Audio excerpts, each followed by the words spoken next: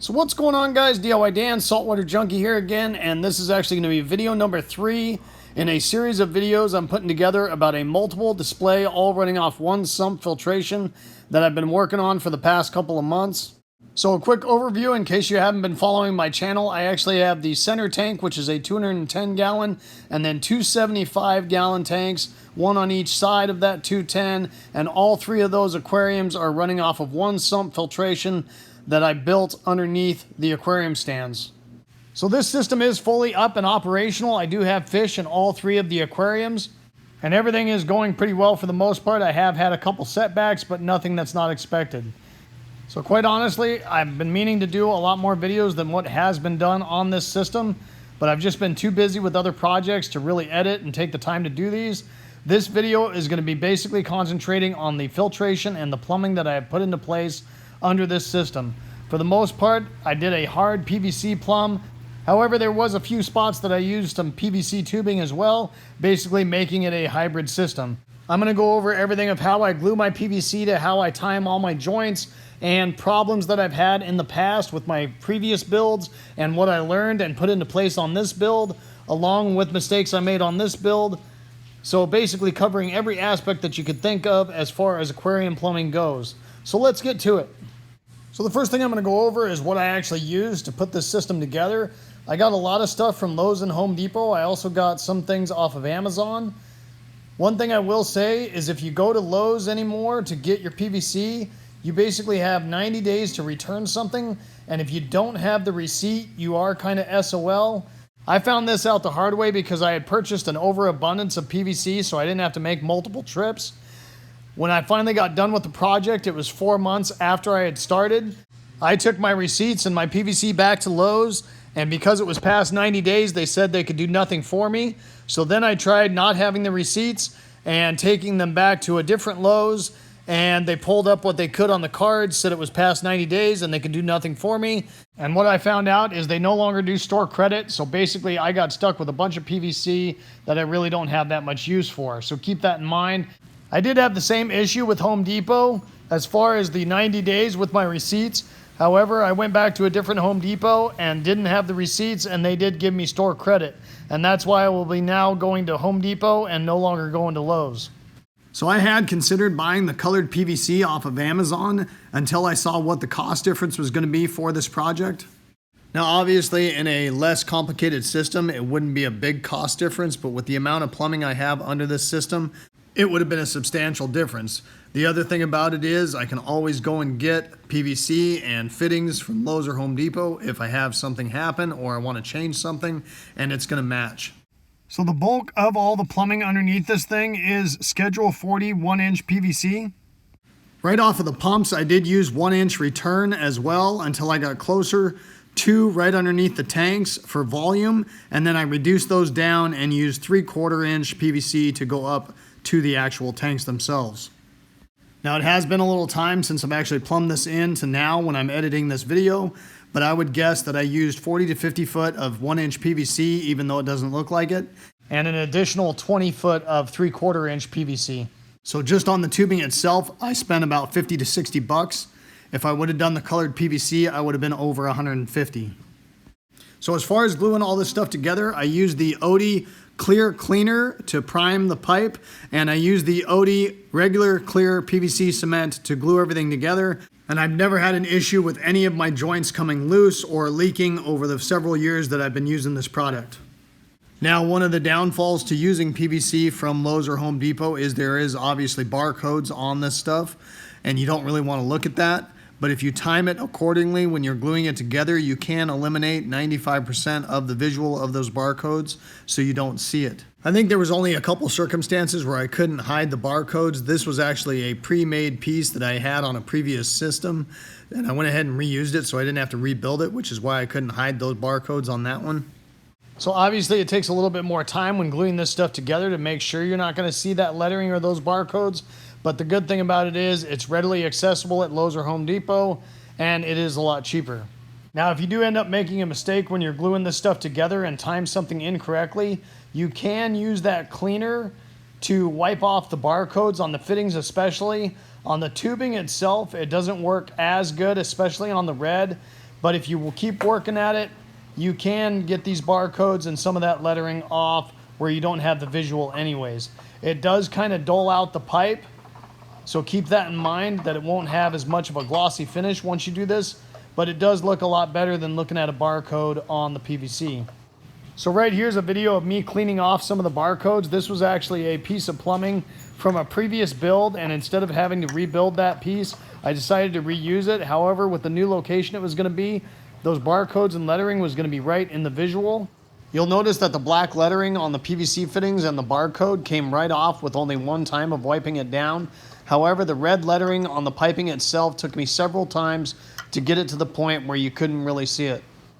So here's a view of that manifold. I did shorten it up a little bit, but you can still see a little bit of the red lettering, and then that black that you see on the top fitting was actually a spot where there was glue over that barcode so it would not come off.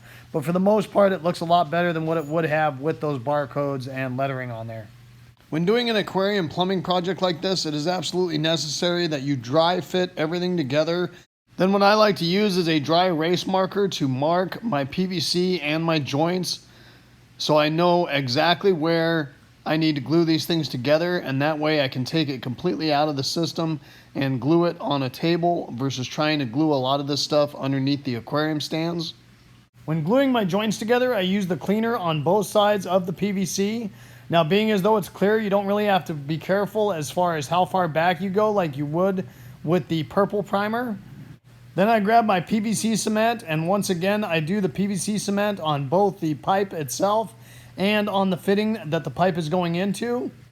Once coating a good amount on each of those, I immediately slip those together and then hold those in place tightly for about 5 to 10 seconds, because if you let go immediately, you will notice that the fitting will start pushing off of the PVC tubing. Now, if you do have a big glob of glue stick out past the PVC fitting once you push that into place, if you do it in a timely fashion, you can get a paper towel or a rag and wipe that excess glue off before it hardens up. And I always let my PVC and glue dry for a minimum of 48 hours just to play it safe. Now, there has been a couple times where I've had to replace a pump and I couldn't afford to have my system down. If that happens, I only recommend putting the glue on the male side of the PVC, because then there's less chance of any residual glue making it into the system. Now, once again, this is only for emergency purposes, but I have done it before and I haven't had any problems. But once again, I don't recommend it. And if you are having to do this, make sure you're ready to push those fittings together, because it will be more difficult without the glue on both sides of the PVC and the fitting. When doing several joint connections, it's a good idea to rip up a bunch of small pieces of paper towel so you can clean up after each joint that you glue. It really sucks when you're using the same paper towel over and over and you get some of the residual from the previous time you cleaned something up on the brand new joint that you just glued together. After gluing each joint together and matching up my timing marks, the cleaner also works well to remove that dry erase marker and any residual glue that might have spilled out as well. A good pair of channel locks will also come in very handy to help you remove the fittings or the PVC tubing from when you dry fit it together. Another thing to be very careful of is when you're gluing together the swivel part of your ball valves or unions, is that you don't accidentally glue the swivel part of that ball valve or union to the rest of the PVC when putting it together. So make sure that you move that swivel part of that down away from the part that is being glued so there's not a chance of that. You'll notice on this system that I did not use any 90-degree fittings. The reason for that is those create an extreme amount of back pressure and will slow down your flow drastically. If you don't believe me on this, there'll be an icon at the end of this video you can click on and check it out. That video will show you the difference in water flow between using a 90-degree elbow and using two 45-degree elbows to make that 90-degree, and you'll be amazed at the difference in water flow. And that is why on all the returns going up into the tank, I use 3 45s instead of using a 90 and a 45, because of that better water flow by doing that. So as much as possible, I did dry fit everything and then take those sections out from underneath the stand to glue them on a table. However, there was a couple circumstances where I couldn't do that, and I ended up just plumbing them in underneath the aquarium stand. One thing that I went away from that I've done on a lot of my previous systems is I used to do a lot of threaded fittings My thought behind that was if I needed to change something around or move something or tear that system down, is that I could unthread those pieces that I had put together and possibly reuse them. What I found out going forward is that it just never seemed to work out that way, so it wasn't really worth the time and energy to use more threaded ends than I absolutely had to. Now, I do have a couple exceptions to this. One is if I build a manifold, because there's a lot of T's and a lot of time into building those. So when I build a manifold, I do tend to use threaded T's, and I also put threaded ends on the manifold so I can remove it from a previous system and reuse it somewhere else or move it if I need to. The other is with unions, because unions are usually $7 or $8 a piece.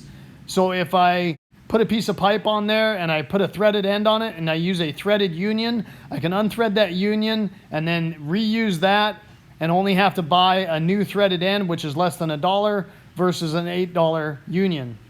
If you do use the glue-on unions or ball valves with the union included, try to leave yourself enough PVC pipe where if you make a mistake while plumbing it in, that you have enough room to cut it off and glue another PVC fitting on that pipe so you don't waste an expensive piece. Now, obviously, this isn't always a possibility depending on the room or what you have going on, but when possible, it is a good idea to do it. And even though unions are pretty expensive, I highly recommend using them whenever possible because you can take sections of your plumbing down and out of the way if need be. It also allows you to do more complicated bends because you don't have to be precise with your timing marks, or if you're a little bit off, because you can loosen it, change that timing, and retighten it. So here's some short clips with areas where I like to use unions, either on previous systems that I've done or on this one. I use unions wherever I'm going to put PVC hose on the system. I know that sounds kind of strange, but I've actually cracked smaller aquariums when trying to leverage that hose off of a bulkhead fitting. This won't happen on larger aquariums with thicker glass, but I would be leery of anything smaller than a 40-gallon breeder. I also use these between my two sumps under the new system. The reason I used hose is so I had a little bit of flex in case I accidentally hit one of the tanks. I didn't possibly crack the sumps. Those are also the only way I could get that piece of tubing out of there. I loosen the two unions and it slips right out. I also like to use them on my DIY algae scrubbers in order to remove my plumbing and make the algae scrubbers easier to get to. It's kind of like a quick disconnect.